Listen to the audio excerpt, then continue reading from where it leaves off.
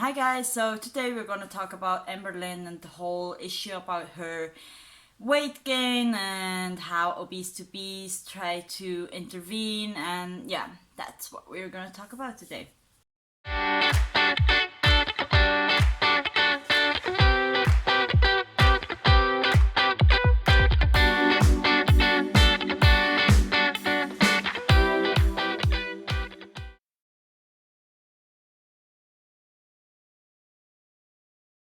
Hi guys, so if you're new here, hi, my name is Riri. Welcome. I've been very busy in the last couple of days and I also didn't feel very well. I had a lot of stress. I just got amazing news today that I passed the very important exam, so everything is going quite okay for now. So I'll be able to put out more videos in the future, I hope. So the thing is, we all knew that Amberlynn isn't in a good place. We all knew that she is probably gaining weight, and she has confirmed that probably already a week ago. So I'm pretty late with that, but I still think it's quite important to talk about that. So I've already watched and I, as always, have to look this way because that's where my screen is. So I have already watched her video that she put out a week ago, which is called Weight Update, I Feel Miserable. And I've watched that, so I'm not going to react to that because I feel that's kind of weird to react to something I've already seen. That's kind of not genuine. I don't know. I don't like that. That's why I'm not going to do it. So, but I haven't. I already saw the video ObeseToBeast put out, and I thought, yeah, it is a pretty good video. He said a lot of things that were very true. But today we are gonna, or I am gonna react to the reason why I'm gaining weight. That's the video she put out 3 days ago, and I'm late as always, but you know, that's the way it is. Okay, first of all, before we jump right into the reaction part, I just wanted to say that, I don't know, my setup is different today somehow. I don't know, who cares? Before we jump right into the reaction part, I just wanted to say the video she put out a week ago, I just wanted to say that I felt very sympathetic towards what she was putting out, and a lot of things she said was, you know, of course we are all frustrated, but at the end of the day, I'd rather have her talk genuinely about her issues than, you know, being that kind of version of her. You know what I mean? I get it. Being this size is not healthy. I act the way I do because of mental illness. The fact that I, as a human being with feelings, am afraid to come on here and talk about my weight. So I've gained a pretty big chunk of weight. The way that I breathe and the way that I do things, I feel absolutely disgustingly miserable. I literally hate myself right now. There's absolutely no way that you hate me or are disappointed in me or let down by me more than I am let down and hate myself. But I don't know how I'm gonna feel about the video I'm about to watch. But when I watched the previous video, I had a lot of empathy, but at the same time, I just couldn't get out of my mind the things she said just recently about people that are talking about her being hypocrites because most of them have struggled in the past themselves, and she called these people lazy, abnormal, not loving themselves, and now she's talking about how she's not loving herself, and now she says that in a way as if it is something that should make us feel empathetic, but at the same time she had absolutely no empathy towards other people struggling or being in recovery. So that just didn't sit right with me, you know? But, you know. I like myself perfectly fine. I just don't like you because you're inconsistent and you gaslight your audience and mistreat others. Okay. Let's say I do gaslight my audience. Who freaking cares? Who cares? So I do find it rather strange that the people who criticize me always have their own issues, whether it be weight loss problems, other addictions. I don't think I've ever seen a single reactor or a hater who's like, I hate to use the word normal, but someone who truly loves themselves and they're just like a regular, hardworking person. It's always people with problems, and you can tell that they dislike themselves. You just can. You don't have to straight up out loud say, I don't like myself. You can just tell 9 times out of 10 that's you don't like yourself. Whatever you guys have to say to me, I feel a million times more than you feel it. I literally hate myself right now. There's absolutely no way that you hate me or are disappointed in me or let down by me more than I am let down and hate myself. Without further ado, let's start with the video. Hey guys, so welcome to a new video.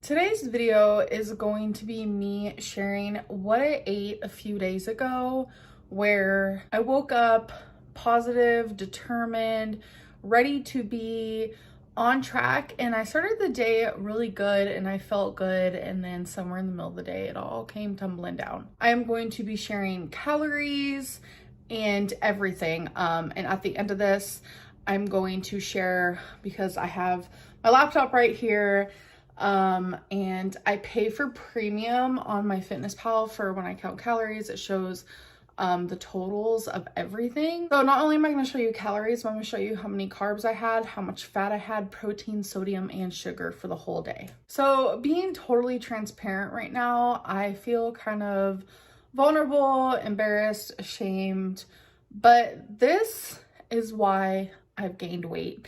And I want to show you guys what it is that is causing the weight gain. I mean, obviously it's the overeating and stuff like that, but I want to physically show you. So I'm going to show photos of the food that I ate, because I took pictures of everything. It was for myself, for accountability. I've been trying to do that lately, but I decided I feel like it's important that I show this. Okay, sorry that I already have to interrupt. But first of all, I think she doesn't understand that she has an eating disorder. In the same way as an anorexic has an eating disorder, right? And I don't know, for an anorexic to sit in front of a camera and just say, you know, I haven't been eating for 2 weeks, but you know, now I am going to do the whatever program there is out there, and you know, that's gonna help me, and I'm gonna, I don't know. I mean, and I've said that before, she is very sick. She is older than me, and she has been sick for a very long time. And I truly believe she should go inpatient. I truly believe that she should have very intensive care. I believe that she should have very intensive psychotherapy and behavioral therapy. I truly think that just doing things she has tried over and over again is not gonna work. I mean, she can take a lot of pictures of a lot of food, but at the end of the day, that's not gonna cure the core issues, right? But, you know. So let's get into it. So for meal 1, I had a Premier protein shake and cookies and cream. It was 160 calories. I'm referencing on my FitnessPal on my laptop. If you guys see me look over here, it was the first time I ever had the cookies and cream flavor of the Premier protein. And I want to say I have tried chocolate and vanilla as well. And out of the 3, the vanilla is disgusting. Premier protein, cookies and cream is the way to grow. It's the way to go. So I definitely recommend it. So for meal number 2, I made a veggie stir fry. Hopefully it's not the way to grow. See, the thing is, I don't care. I don't care about cookies and cream, about vanilla. Who cares? Second thing is, she is a 500 or 550 or something pound woman. A protein shake for breakfast, as a meal, it's not gonna do very much for her, right? It's enough for me. I can take a protein shake. I mean, my stomach will be filled up by that, you know. But for her, I don't know, that happens over and over again with her, right? I believe she has no idea how sick she really is and how much she really eats. It's comparable to a drug addict who goes cold turkey, right? And in most cases, that's not gonna do very much because the cravings are just gonna be so overwhelming that you will not be able to control them, right? So for her to just cut down to a breakfast that has 160 calories, which is a fraction of the calories she would normally eat. I mean, I can remember back when ObeseToBeast first tried to intervene, and he said to her, you know, you can eat at least 3,000 calories and still lose weight. She was like, no, that's way too much. I want to lose weight faster. And yeah, so she always does that, right? She sets herself up for failure. And I've made that mistake in the past before. I thought, well, she eats 2,500 calories. That's way too much. Oh my gosh. But you have to understand, for her, 2,500 calories it's very little actually. And I'm pulling that number out of my ass, but I would say around 3,000 to 5,000 calories is what she has to eat to maintain her weight. So cutting down that drastically, that's just gonna make her feel miserable, cravings. It's like a detox, you know. It's not very healthy. So I had baby carrots that were 35 calories that I cut up myself. I had broccoli, which was 60 calories, some baby sweet corn, which came out to 60 calories. The water chestnuts came out to 100. And then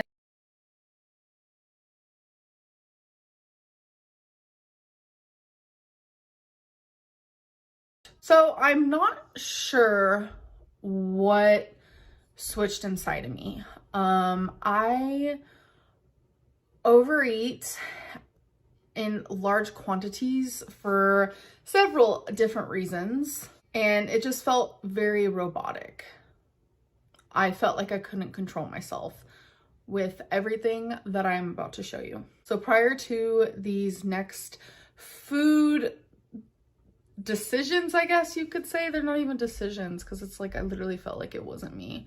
The first 2 meals that I had, I was very intuitive with it. I was thinking about what I feel like would be right for me and my calorie limit and what was... Okay, so excuse my interruption again, but that's what I've just said.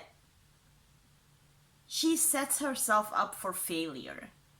Because I can remember back when I was abusing substances and I put myself into treatment. It wasn't really treatment, it was just like a detoxing place, you know.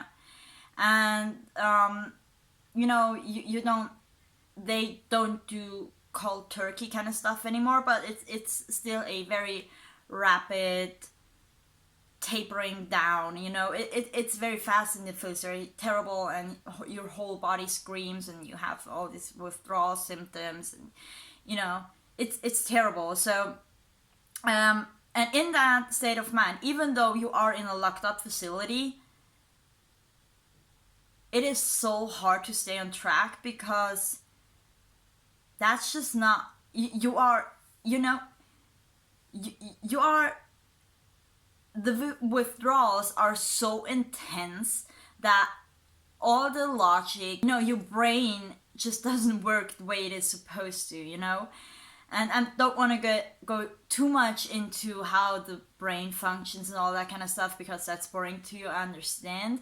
But at the end of the day, whenever you are in a period of detoxing, withdrawal, or for her, it is a kind of withdrawal, you know, the sudden change from, you know, overeating on a daily basis to radically cutting down your intake. It will, your instincts, your habits will take over, and there's not a lot you can do. And that's what she describes as feeling like a robot.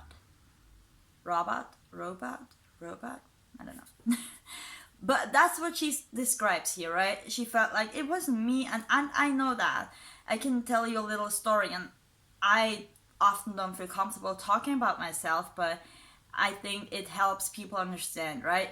I only did 3 inpatient detoxes, rehab stints, whatever, and the second one, I was very determined to make it this time, right?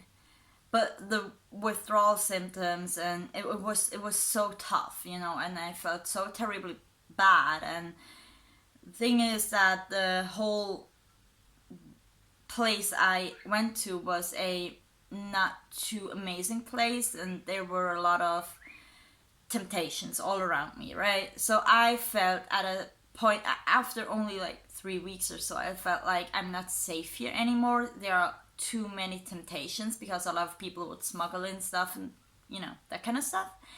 But what I did then was, and I was still very hardcore detoxing, right? The withdrawal symptoms were at a peak, you know, and I decided to leave.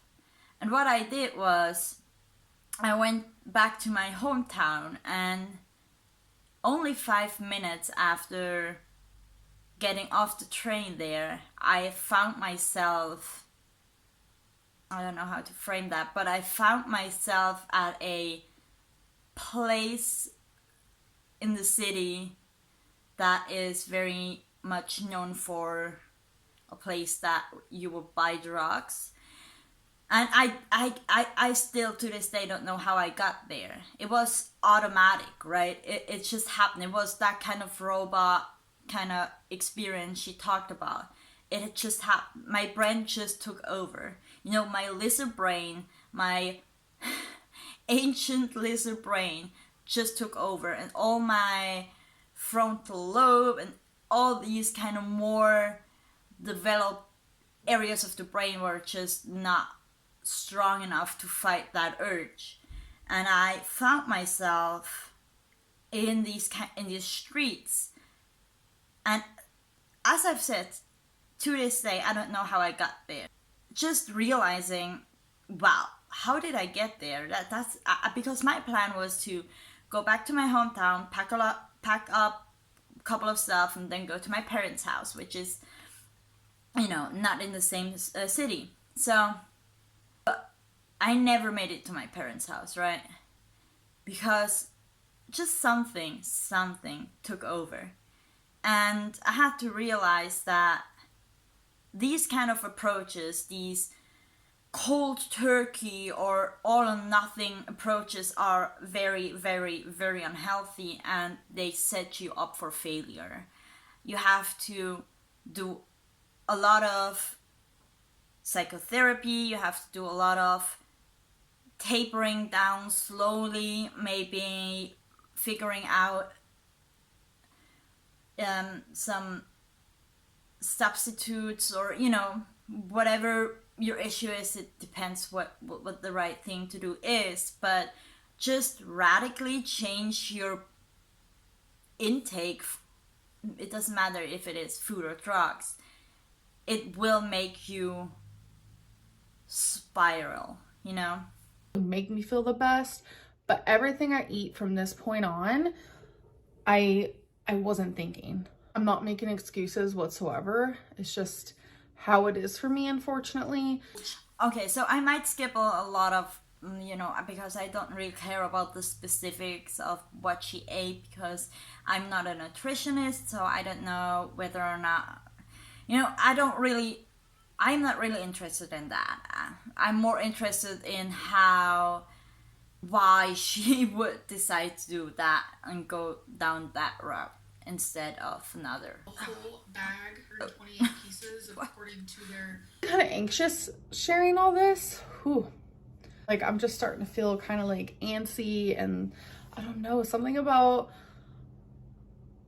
sharing this day for me, especially this day of eating, is just like really hard, because this is like a really bad day of eating for me. And after I had the salami, I thought to myself, I need something sweet. So I had chocolate covered peanuts. See, okay, that's just what happens, right? That she just spiral, it's a slippery slope.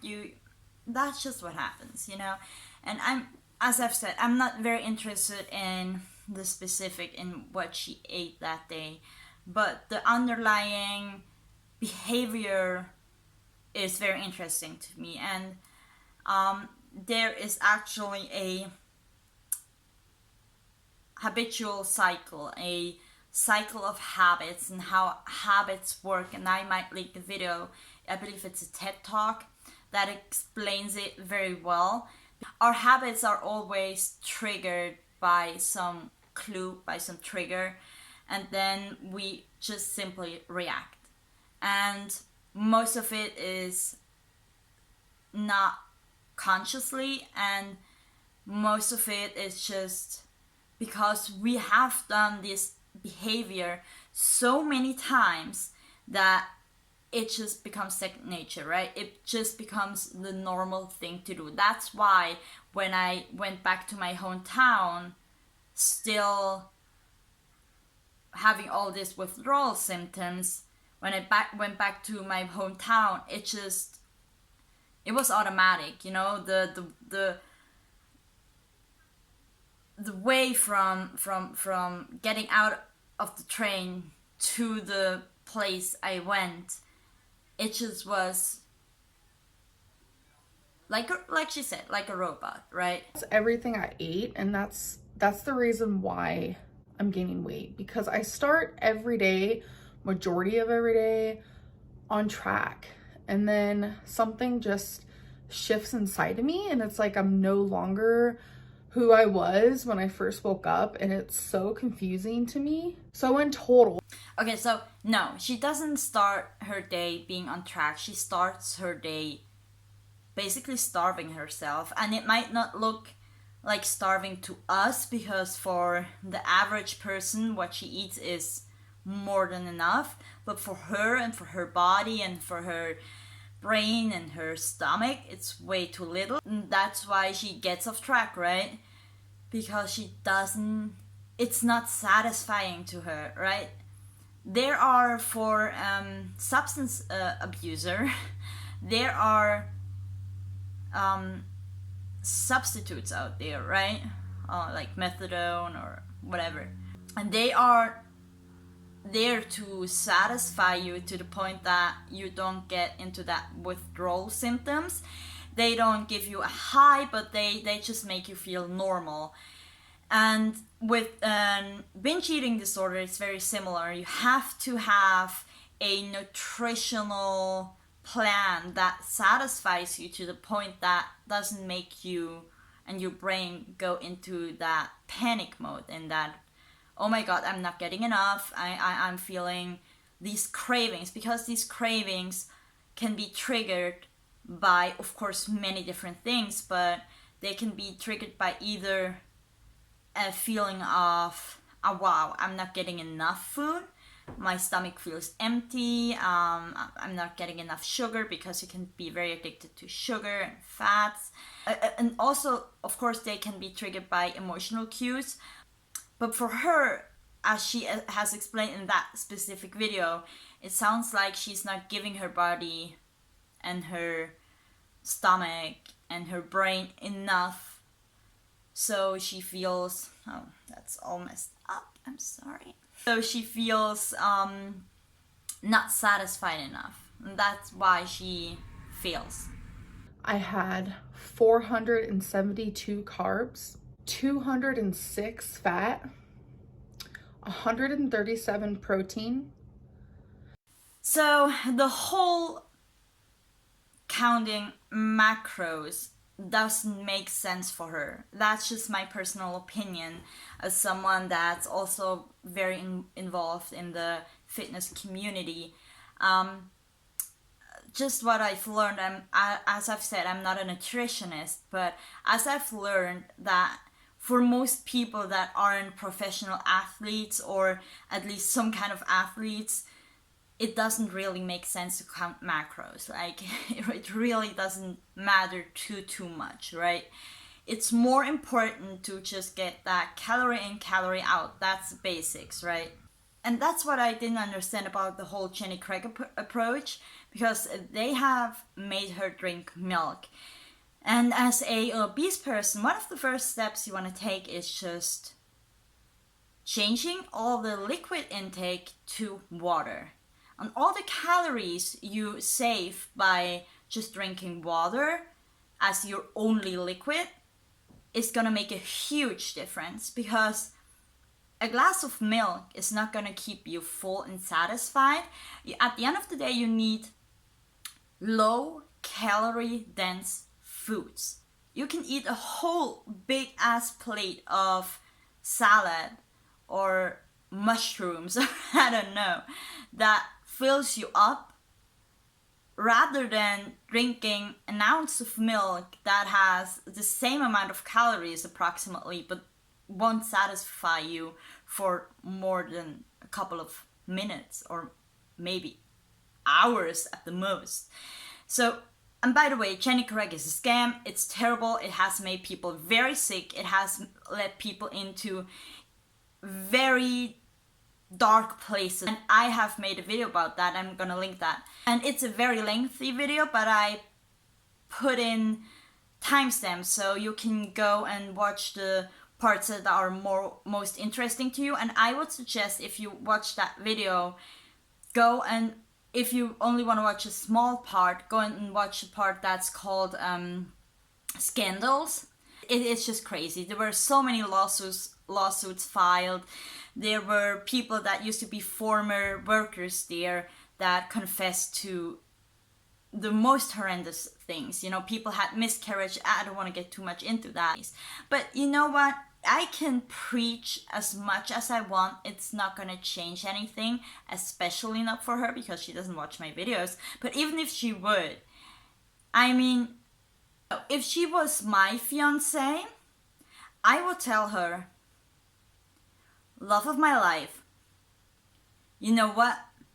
Tomorrow, we are gonna make some phone calls, and we're gonna set up everything so in a couple of days, you will pack your stuff and you will go inpatient, because I will not love you to death. No way. You know, I just wish more people were open about things like this on YouTube, because no one's perfect in their journey. But I can understand why there's not many videos of people talking about this, because it's scary and people are judgmental, and it's really hard to talk about, especially to a bunch of strangers and like a huge audience. Anyone could be watching this. But I think that's the reason why I wanted to show you guys, is because I know there's a lot of people who watch me who struggle just like I do. You guys aren't alone. I like myself perfectly fine. I just don't like you. because you're inconsistent and you gaslight your audience and mistreat others. Okay. Let's say I do gaslight my audience. Who freaking cares? You know what? I am very tempted to feel very empathetic also towards that video, as I felt to the video she put out prior to that. But, you know, just thinking about the things she said, such as, I don't care about abusing my viewers, or, I mean, that's just so hard to get over, right? And it's so hard to figure out what's the real Amberlynn, and I think the answer to that question is all of it, right? She is a 30-year-old woman, but she is very indecisive. I believe that she doesn't know who she is, and just imagine, we as viewers are confused. We don't understand. We are like, who, what, why? I mean, one day you're being like so real and open about your struggles, and next day you are calling out people for struggling themselves. That is so weird, and we are thinking, okay, the more unlikable Amberlynn has to be the real one, and the likable Amberlynn has to be the fake one. But I don't think that's the way. It's not that easy. We all have different personas. And for a woman that has been sick that long, and I believe that's also something that ObeseToBeast doesn't understand, because he turned his life around by the time he was like 20 or so. So he is not talking to a woman that is 20 years old. He is talking to a woman that is 30 years old and has been sick for a very long time. No, she needs professional help. And if she doesn't get that, I am so sorry. I mean, ObeseToBeast actually said she should consider getting off of social media and YouTube, but I don't know how realistic that is for her, because that's her only income, right? Her only income, right? She's very lazy, she's very sick, so she's not able to, hustle a lot, right? But I don't think I don't think this, it makes me sad, it makes me angry, it makes me frustrated, but, what I don't like is the message she puts out. And people ask me, even in my friend circle, ask me, why do you make videos talking about that random woman we don't even know? Like, none of my friends care about her, right? But I actually always say that because I'm too afraid to talk about myself and I want to put out a message, but I'm just a pussy and I don't feel ready to talk about myself quite yet. So I kind of use her as an example of mental health issues and addiction and eating disorders, and I want to shine a light on these issues, and I'm trying to have a different approach, right? I'm trying to show people that at the stage and the point she is right now is very unhealthy, and that the only way out, that's just my humble opinion, the only way out for her is inpatient treatment, intensive care in terms of psychotherapy and behavioral treatment. I'm not a big fan of the conventional tough love kind of approach, but just telling a loved one that, you know what, you need treatment because I love you so much, I don't want to lose you, please go to treatment. That is a conversation that needs to be had with her. Okay, so thanks for watching that. The next video I'm gonna put out is gonna be more about myself and the whole eating disorder stuff, and because I had some people have telling me some assumptions you have about me, and I just want to clarify a little bit and talk a little tiny bit about myself.